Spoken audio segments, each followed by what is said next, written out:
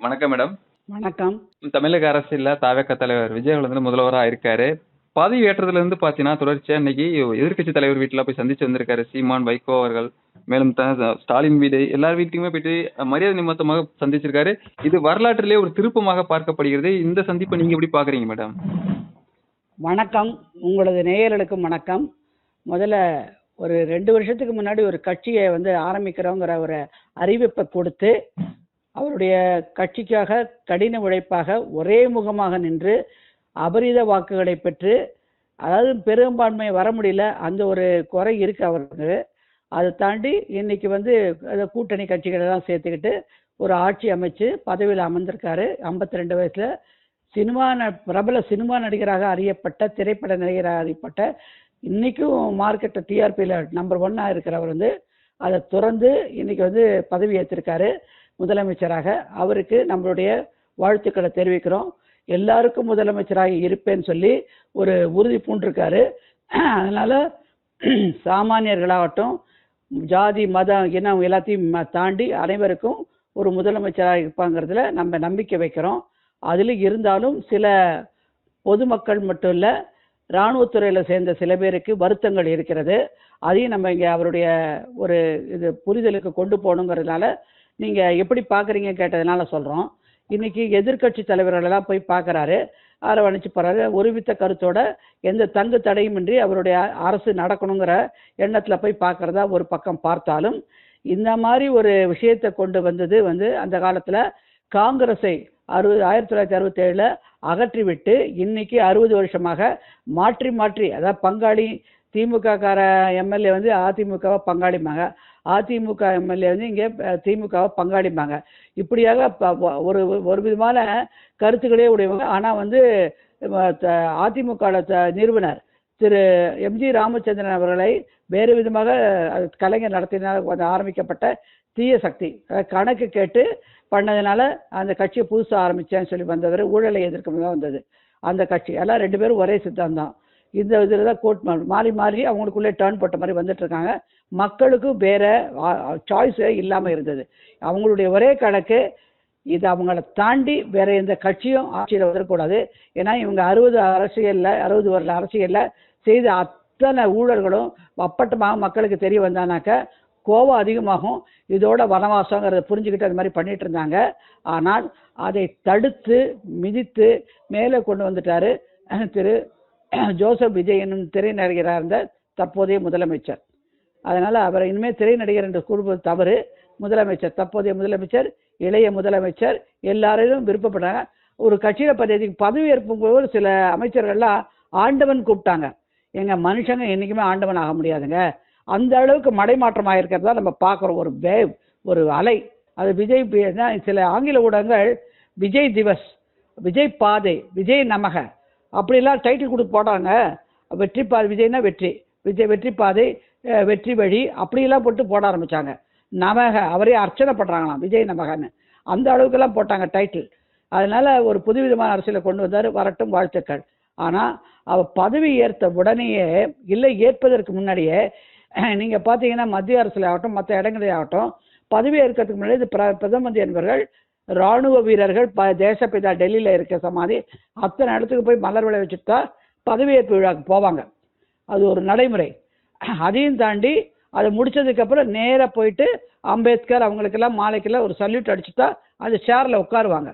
இதான் நடைமுறை. முக்கியமாக வார் மெமோரியலுக்கு போவாங்க அந்த அந்த அந்த முக்கிய தலைவர்கள்லாம், தேர்ந்தெடுக்கப்பட்ட தலைவர்கள்லாம். அது மாதிரி தான் இந்த 60 வருஷ திராவிட அரசியலில் ஒருவருமே காந்தி மண்டபத்துக்கு போய் ஒரு வணக்கம் செலுத்தலை, மாலை போடலை, நினைவு கூறலை. அது பக்கத்துலேயே இருக்கிற காங்கிரஸ் காமராஜர், பெருந்தலைவர் காமராஜர், அவர் இதுக்கும் போகலை. இப்படியாக பண்ணிக்கிட்டு இருந்தாங்க. இவர் மாற்றத்தை கொண்டு வருவார், மாற்றத்தை நடப்பார். எல்லாரும் பெரும் ஒரு மூக்க கையில் கை வச்சுட்டு பார்த்துட்டு இருந்தோம். ஆனால் நடக்கலை. அவருக்கு ஆளுநர் அவர்கள் 3ஆம் தேதி அன்னைக்கு, 4ஆம் தேதி வெற்றி பெற்ற உடனே 5ஆம் தேதி பதவி ஏற்கிறதுக்கு முன்னாடி லெட்டர் கொடுக்குறாரு. இவர் பதவி ஏற்றது 9ஆம் தேதி. 8ஆம் தேதி சாயந்தரமே அவர் கையில் லெட்டர் கொடுத்துட்டாரு, I am appointing as chief மினிஸ்டர்னு. அந்த லெட்டர் கிடைச்ச உடனே பக்கத்தில் ஒரு 2 நிமிஷங்க அந்த காந்தி மண்டபம், அங்கே போயிட்டு அவரை ஒரு ஒரு மரியாதை செலுத்தலை. அதுக்கு பக்கத்துலேயே காமராஜ் அவர்கள் செலுத்தலை. நேராக திரும்புகிறாரு. திரும்பி சரி அவசரம் என்ன பதவியேற்பு விழா இருக்கு, இவரா பண்ண போறாரு, இவர் கூட இருக்கிறவங்க பண்ண போறாரு. அந்த கூட இருக்கிறவங்களும் அவருக்கு எடுத்து சொல்லலை, முதல்ல போய் தேசப்பிதாவை வணங்குவான்னு அதையும் சொல்லலை. ஸ்ட்ரைட் போயிட்டாரு. போயிட்டு முடிச்சுட்டு பதவி ஏற்றுட்டு அன்னைக்கு காலையிலையும் யாரும் இவருக்கு புரிதலை கொடுக்கல. இல்லை அவராகவும் வந்து நண்பா நண்பின்னு சொல்லி தன்னுடைய குட்டீஸ்க்கு வந்து நன்றி தெரிவிச்சாரு. அந்த நண்பா நண்பிக்கு தேசத்தை போர் வீரர் போராட்ட வீரத்தில் முன்னின்று நடத்திய தேசப்பிதாவை வந்து வணங்கணும். இந்த காலத்தில் அதெல்லாம் காந்தி ஜெயந்தி அன்னைக்கு லீவு கொடுத்தாலும் எந்த பள்ளியிலும் எந்த விழாவும் நடக்கிறதில்ல. இந்த நாட்டை நோக்கிறது, இந்த காந்தி அவர்கள் சொன்ன இதை அந்த புத்தகத்தை பற்றி படிக்கிறது, அதெல்லாம் ஒன்றுமே நடக்கிறதில்ல. குழந்தைகளுக்கு அது புரிதலே கிடையாது. அந்த குழந்தைகளுக்கு உண்டாக்குவதற்கான முன்னுதாரணமாக அது செஞ்சுருக்கணும். நண்பா நண்பிகளாக நான் போய் தேசப்பிதா பார்த்துட்டு இருந்தேன். எல்லாருமே வாரத்தில் ஒரு தடவையாவது தேசப்பிதாவோட இடத்துக்கு போய் ஒரு மலர் வழி வச்சுட்டு வாங்க. அவர் புரிதலை கொடுக்கல அந்த ஸ்பீச்சில் கூட. இவர் செஞ்சிருந்தா உடனே இந்த பசங்க அவர் என்ன சொல்கிறாரோ அதுதான் செய்கிறாங்க. இவர் அன்றைக்கி அதை சொல்லியிருந்தா இன்றைக்கி போவாங்க தேசப்பிதாவுக்கு பார்க்குறதுக்கு கூட்டம் போகும். ஏன்னா அங்கே போகிறதே கிடையாது. இங்கே பார்த்தீங்கன்னா அந்த இடம் எவ்வளோ கேவலமாக மெயின்டைன் பண்ணிட்டு இருக்காங்கிறது தமிழக அரசு கையில் தான் இருக்குது. அது எவ்வளோ கேவலமாக மெயின்டைன் பண்ணிருக்காங்க நம்ம கண்கூட பார்க்குறோம். அது ஒன்று. ரெண்டாவது வந்து இதில் வந்து முக்கியமாக தெரிவிக்க வேண்டிய திரு ஜோசப் விஜய் அவர்கள் முதலமைச்சராக இருக்கிறது பெருமை கொள்வது நாங்கள். ஏன்னா எங்கள் பகுதியை சேர்ந்தவர், சென்னையில் இருக்கும் அடையார் பகுதியிலேருந்து அவர் வந்து அவருடைய தாய் தந்தையர்கள் இருக்காங்க, அவருடைய சுற்று உறவினர்கள் இருக்காரு. அவரே இங்கே கொஞ்சம் காலம் இருந்து தான் இப்போ நீலாங்கரை பக்கம் போகலாங்க. அப்படிப்பட்டவர் இப்போ ஒரு முதலமைச்சராக இருக்கிறது பெருமை கொள்கிறோம், இது மறுக்கவே இல்லை. ஆனால் இந்த வழியாக தான் இவர் கவர்னர் ஆஃபீஸ்க்கு போகிறாரு. அன்னைக்கு கூட அந்த பத்திரிகை அந்த நியமன பத்திரத்தை வாங்கிக்கிட்டு உடனே அவருடைய தாய் தந்தையரை வந்து பார்த்தாரு. Hats off. அதே மாதிரி காந்தி தேசப்பிதா அனைவருக்கும் பிதா, அவரை போய் பார்க்க ஒரு மரியாதை செலுத்தலைங்கிறது எங்களுடைய வருத்தம். அதை பதிவு செய்கிறோம். அதை பற்றி தாண்டி இன்னைக்கு நாட்டுக்கு இன்னைக்கு இந்தியா வந்து அமைதியாக இருப்பதற்கு இந்தியாவினுடைய ஒரு பகுதியாகிய தமிழகம் அமைதியாக இருக்கிறதுக்கு யாருங்க காரணம்? அந்த எல்லையில் போர் புரிஞ்சு சுயநலம் இல்லாமல் யாருடைய கையூட்டலையும் பெறாமல் மற்ற நாடுகளுக்கு பகைமை நாடுகளுக்கு பெல போகாமல் இன்னைக்கு கடும் குளிலும் வெயிலும் பாதுகாக்கிற இராணுவ வீரர்கள் சிப்பாய்கள் அவங்களுக்கு எப்போ சாப்பாடு போகும் கூட சில காலத்தில் தெரியாத அளவுக்கு பட்டினி கடந்து பார்க்குறாங்க. அவர்கள் மறந்தவர்களுக்கு ஞாபகார்த்தமாக டெல்லியில் இருக்கிற மாதிரி இங்கே வார் மெமோரியல் கட்டியிருக்காங்க. அந்த வார் மெமோரியல் எங்கே இருக்குனாக்க இப்போ இவர் பதவி ஏற்ற நெஹ்ரு ஸ்டேடியத்துலேருந்து வர வழியில் டிஃபென்ஸ் ஏரியா வரும், மன்றோ சிலைக்கு தாண்டி, அதை தாண்டி அப்படியே திரும்பி நான் லெஃப்ட் எடுத்து போனால் தான் செக்ரட்டரியேட் போக முடியும். அந்த இடத்துல கார் வருது, அவருடைய கன்வாய். ஒரு நிமிஷம் அவரை மற்றவங்கள்ட்ட சொல்லி இறங்கி இன்னைக்கு அந்த இடத்துல ஒரு மலருடைய வச்சாரா? வைக்கலைங்க. ரைட்டா? இன்ன வரைக்கும் அந்த இடத்துல இன்னைக்கு கூட செக்ரட்டரியேட் போயிருக்காரு அந்த பீச் ரோடு வழியா. அந்த பக்கம் அப்படி திரும்பி ஒரு மலர் விலை வைக்கல. அதை கடக்காம போகவே முடியாது, இன்னைக்கு வைக்கல. அது வந்து எங்களுக்கான ஏன் இதை நான் சொல்றேன்னாக்க, நான் ஒரு போர் விதவை. எங்களை போல கணவர்களை போர்ல இழந்து இன்னைக்கு நாட்டுக்கோசரம் மறுமணம் புரியாம தேச சிந்தனையோட வாடற எங்களுக்கு மன வேதனை அளிக்கிறது. அதையே இந்த 60 வருஷமா இந்த அரசியல் செஞ்ச திராவிடங்கள் செய்யாத மாற்று அரசியல் செய்வேன்னு சொல்லிட்டு இன்னைக்கு மாற்று அரசியலாக அனைத்து கட்சி தலைவர்களையும் நீங்க போய் பார்த்தீங்க. ஏன் ஒரு விதமாக காங்கிரஸ் என்டிஏ இருக்கிறவங்கள சேர்க்கக்கூடாது. அதையும் தாண்டி இன்னைக்கு அன்புமணியை போய் பார்த்தீங்க. அது புரிதலுக்கோசரம் எல்லாருக்கும் புரிதல் நல்லது இருக்கணும். ஏன் தேசத்தை காத்த இவங்களுக்கு வந்து ஏன் மலர் வளம் வைக்க தேவையில்ல? தேசப்பிதாவை ஏன் போய் பார்க்கல? ஏன் மரியாதை செலுத்தலை? அப்படிங்கிறது எங்களுக்கு காமராஜருக்கு ஏன் செய்யலை? அப்படிங்கிற இங்கே வருதுங்க. காமராஜர் எல்லாரும் அவர் காங்கிரஸை தாண்டி ஒரு கர்ம வீரரை வந்து ஒரு தேசிய தலைவராக தான் பார்க்குறாங்க, ஒரு பொது தலைவராக. அவர் பக்கத்தில் இருக்கு, அதை போய் பார்க்குறீங்க. என்ன ஆயிட்டா? சரி, காந்தி அவர்களுடைய ஒரு ஃபோட்டோ புகைப்படத்துக்காக ஒரு மாலை முதல் தெரிவித்தாரா? அதுவும் இல்லை. ஏன்? காரணம் என்ன சொல்லுவாரா?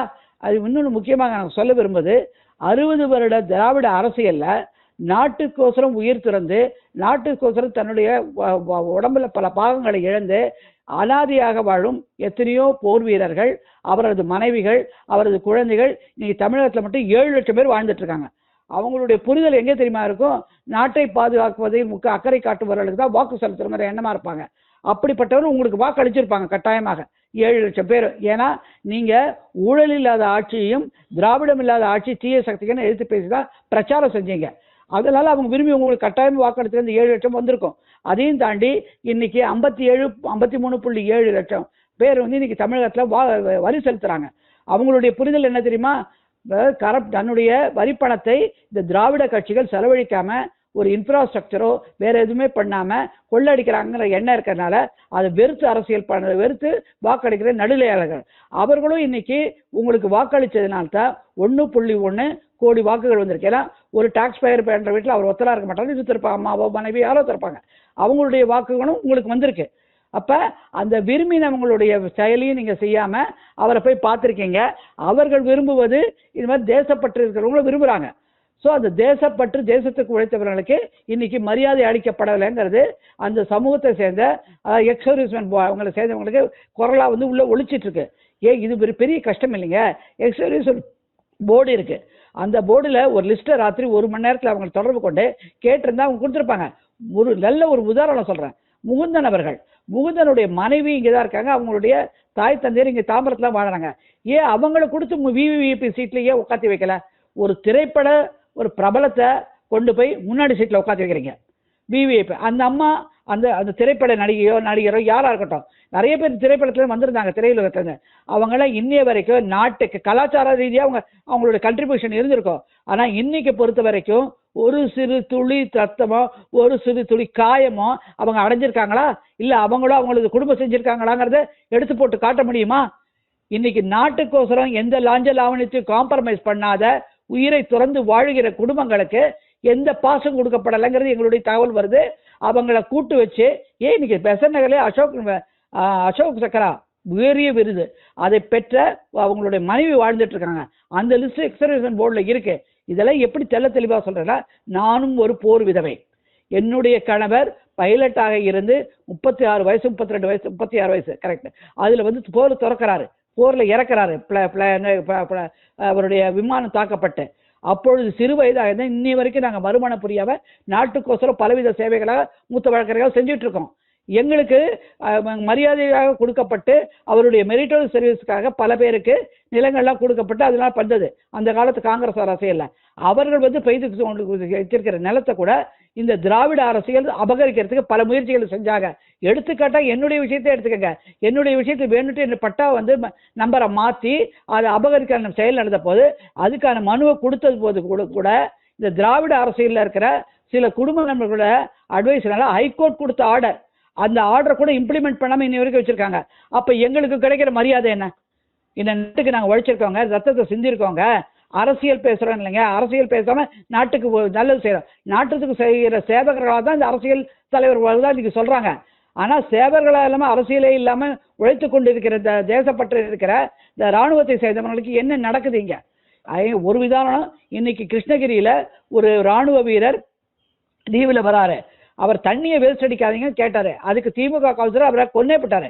இன்னி வரைக்கும் அந்த குடும்பத்துக்கு என்ன நஷ்ட ஈடோ அதை பார்த்து அடாப்ட் பண்ணியோ ஒத்துருமே ஒன்றும் செய்யல.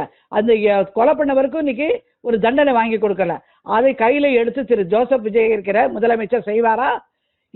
இந்த பதிவை பார்த்தாவது தேசத்துக்கு உழைத்தவர்களை கூப்பிட்டு வச்சு ஒரு மரியாதை செலுத்துவாரா?